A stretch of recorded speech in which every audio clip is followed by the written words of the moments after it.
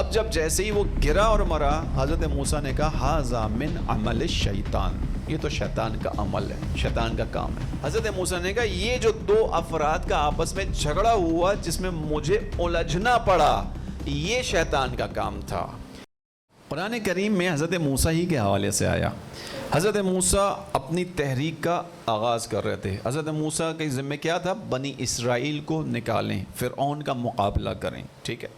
حضرت موسیٰ کہاں پرورش پا رہے تھے؟ خود فرعون کے محل میں ہی ان کی پرورش ہوئی تھی اور اسی کا مقابلہ کرنا تھا۔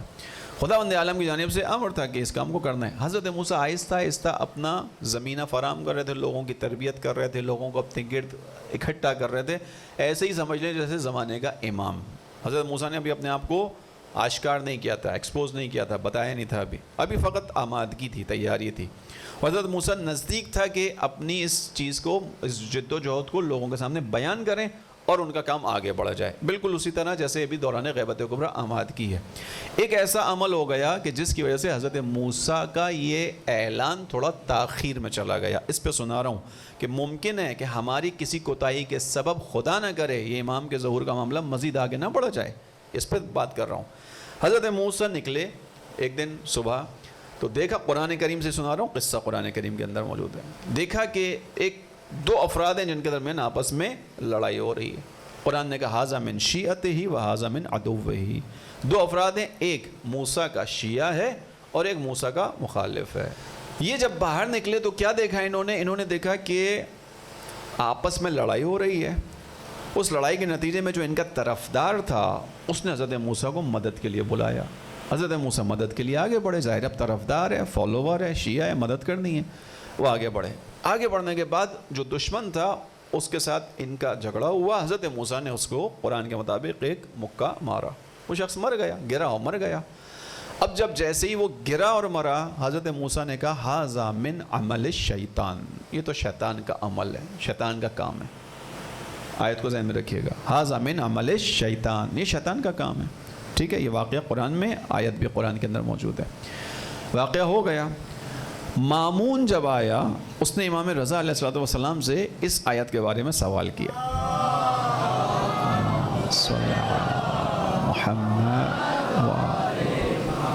اس نے کہا کہ فرزند رسول یہ بتائیے کہ انبیاء ان تک تو شیطان کی رسائی نہیں ہے، انبیاء تو محفوظ ہیں شیطان کے حملوں سے۔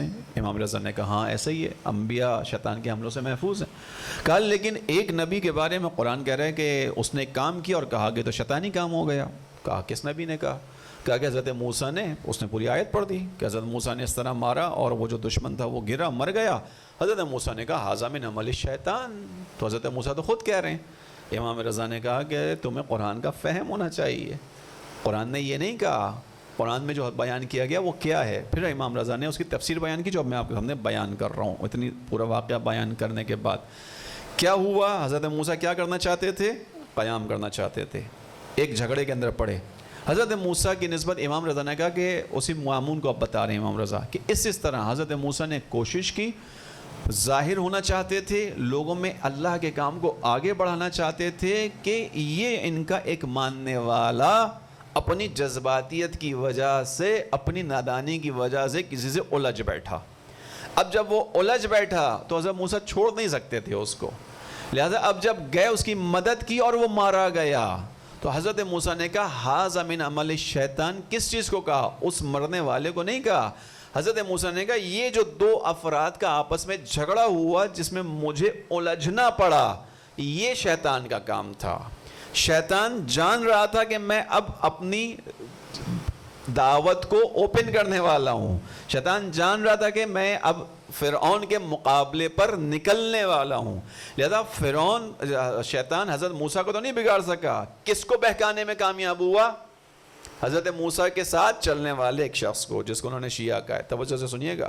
کس کو بہکانے میں کامیاب ہوا؟ ایک فالوور کو، ایک پیروکار کو۔ حضرت موسیٰ نہ چاہتے ہوئے وہاں الجھے، نتیجے میں وہ مرا۔ اب جب مرا تو کیا ہوا؟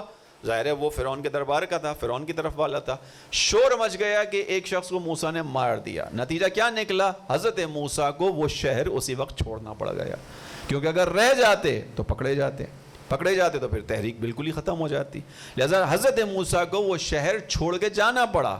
اب حضرت موسیٰ جب اس شہر سے نکل کر گئے تو کتنے سال رہے جناب شعیب کے پاس؟ 8 سال. انہوں نے وعدہ کیا اور 10 سال رہے. یہ جو حضرت موسیٰ کا ظہور کا معاملہ تھا کتنے سال تاخیر میں چلا گیا؟ 10 سال. سمجھ آ گئی قرآن کی مثال؟ کس کی وجہ سے یہ معاملہ آگے بڑھ گیا؟ حضرت موسیٰ کی وجہ سے نہیں، حضرت موسیٰ کے ایک شیعہ کی وجہ سے.